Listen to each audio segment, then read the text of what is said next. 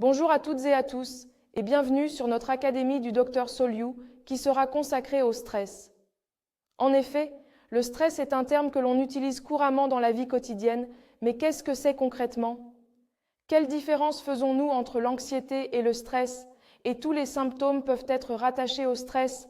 Et enfin, comment mieux gérer son stress? Si le sujet vous passionne, restez connectés sur notre Académie et c'est parti!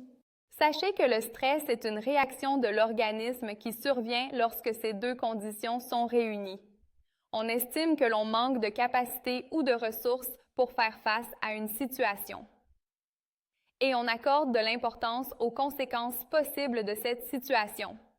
De façon plus concrète, les situations que nous considérons stressantes ont au moins une de ces caractéristiques suivantes.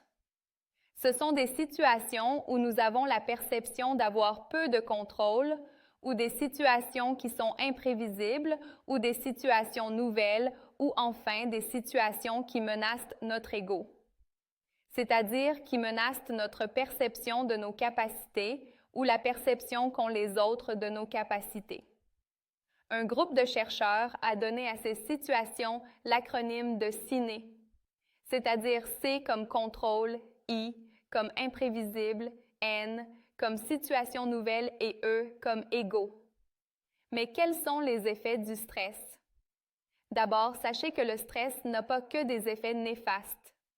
Lorsqu'il subit un stress, le corps produit des hormones, de l'adrénaline et du cortisol, pour se préparer à affronter le stresseur en étant au meilleur de ses capacités.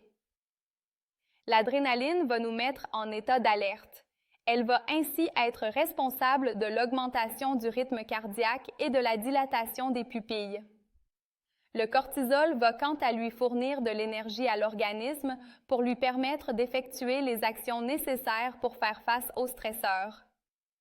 Ces réactions sont donc très utiles lorsque nous devons faire face à des défis tels qu'un examen. Notre organisme s'active alors à un niveau optimal et au moment opportun, lui permettant d'être au meilleur de ses capacités pour faire face aux défis. L'activation de notre corps et donc de notre cerveau nous aidera par exemple à être davantage concentrés, à mieux comprendre ou à mieux mémoriser. Mais lorsque le stress est trop intense ou se prolonge, lorsque le stress ressenti est trop important ou se prolonge, il peut nous faire perdre nos moyens ou nous épuiser. Si nous ressentons du stress de façon prolongée, le stress peut causer des difficultés de concentration en raison des ruminations, les pensées négatives liées à la situation stressante. Ces difficultés de concentration vont ensuite affecter notre capacité à raisonner et à mémoriser. Cette rumination va également nous maintenir dans nos émotions et pensées négatives et augmenter nos hormones de stress. Ceci empêche donc notre corps de revenir à son état d'équilibre, on va alors s'épuiser. Mais attention, ne confondez pas stress et anxiété. Le stress et l'anxiété surviennent tous deux lorsque notre cerveau perçoit une menace. Ils ont également des symptômes similaires sur l'organisme, notamment l'augmentation du rythme cardiaque et de la respiration. La différence est que le stress est la réaction immédiate du corps face à une situation menaçante que l'on vit dans le moment présent, alors que l'anxiété, quant à elle, se manifeste en prévision d'une situation stressante future, donc face à ce que l'on s'imagine.